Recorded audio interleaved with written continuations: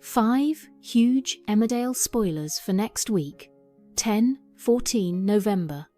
What happens when the past knocks louder than the present? Next week brings 2 bold, standalone episodes that peel back the scars Bear has been hiding and the ghosts Robert can't outrun. Back in the village, Paddy and Mandy push for answers, while Charity feels the walls closing in as Mac drifts dangerously close to Ross. It's clear the stakes climb scene by scene, and nobody leaves unshaken. 1. Bear's missing months. The truth you weren't ready for. The first special follows Bear beyond the village boundary and into the quiet, threadbare spaces he's been calling home. Days blur. Small compromises become survival tactics. And then comes the ugly reveal. Bear hasn't simply gone to ground. He's been pulled into something bigger and bleaker than pride. I think the power of this episode is in the stillness. You feel how easy it is for a good man to slide from embarrassment to danger, one unreturned call at a time. When the turn lands, it reframes every unanswered message. Paddy has left not indifference, but entrappement. 2 Robert's prison memories, the wounds under the wedding ring. A second format breaker locks us in with Robert, as a single piece of news snaps open the door to his past. With Aaron and Victoria at his side, the bravado falls away, and we see what he never wanted to say aloud, the bargains he made, the threats that shaped him, the way love can look like strategy when you're just trying to survive the next hour. It's clear he's still carrying those choices. I think the hardest beat is watching Aaron realise how much of Robert's present is built on that pain. When the episode ends, one question rattles. Can you ever have a future with someone whose coping mechanisms are still armed? 3. Mac's drunken confession, and Charity's stomach drops. Charity clocks the matey banter between Mac and Ross and feels a cold dread she can't quite swallow. Then comes the killer blow. A boozy Mac admits he and Ross have started telling each other everything. It's said with a grin. But Charity hears the trapdoor creak. I think this moment shows how fast a secret can go, from heavy to volatile, especially when the men involved are bonding over shared fatherhood and near misses.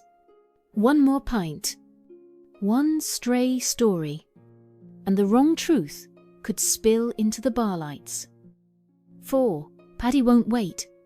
Mandy draws a line, tired of silence and platitudes. Paddy makes a statement to the police about Bear's disappearance. PC swirling offers the soft reassurance that Bear isn't in immediate danger. It lands like a pat on the head when what Paddy needs is traction. Mandy senses him folding in on himself and steps up, sharper than we've seen in months. This moment shows how love can be logistics, phone trees, door knocks, pushing past embarrassment. To get eyes on the ground. If authority won't act with urgency, Mandy will. 5. I've seen Grandad Bear hope or heartbreak. Matty's bear hunt game feels like a kind distraction, until Eve looks across a field and lights up. She swears she's seen her grandad, Paddy, brittle, with disappointment. Assumes it's a child's wish, colouring a shadow on the horizon, and the apology that follows is heavy with regret. But children notice what adults rationalise away, and something about Eve's certainty lingers. I think the village will wish they'd listened sooner when the truth about that sighting finally lands. Next week peels back bravado and leaves raw nerve.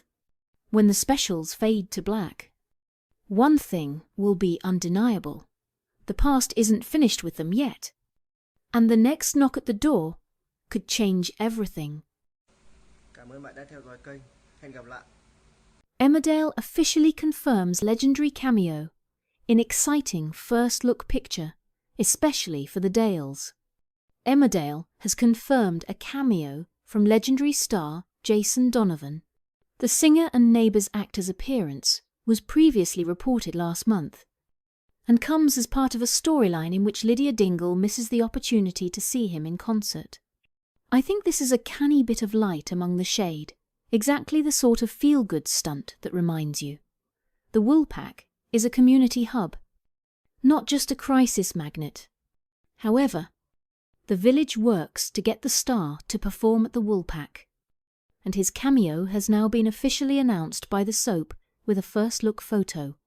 The star, who has already filmed his appearance, will pop up in the Dales later this year as he sings one of his hits in the iconic pub. It's clear they're leaning into nostalgia.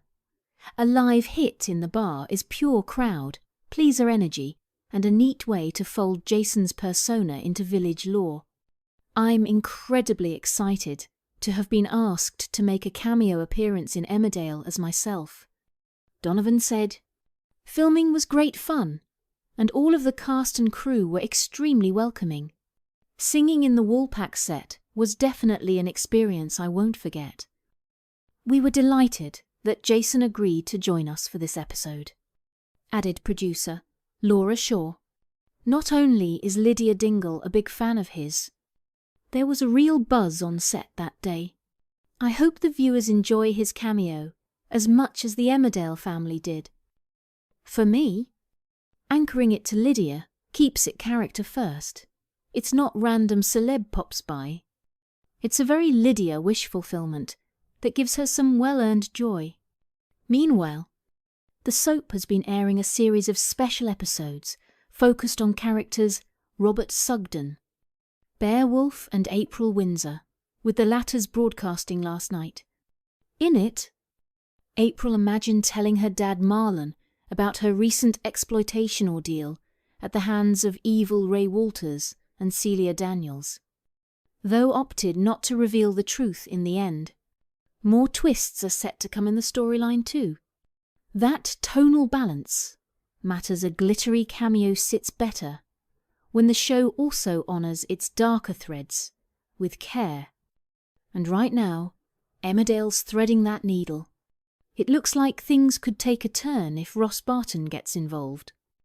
Wit actor Michael Parr recently teasing to Inside Soap's weekly Soap Scoop podcast.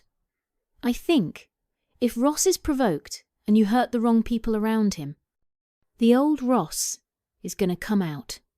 I did see a comment online the other day that said Ross is a creep and a sociopath.